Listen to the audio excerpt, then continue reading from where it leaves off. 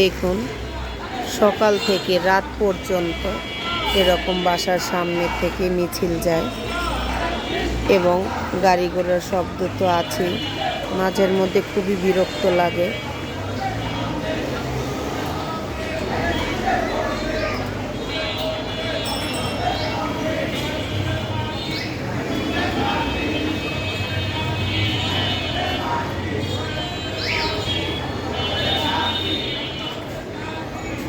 এখানে কিন্তু অনেক মানুষ, আসলে এই নীল বিল্ডিংটার জন্য বোঝা যাচ্ছে না ওই সাইডে অনেক মানুষ।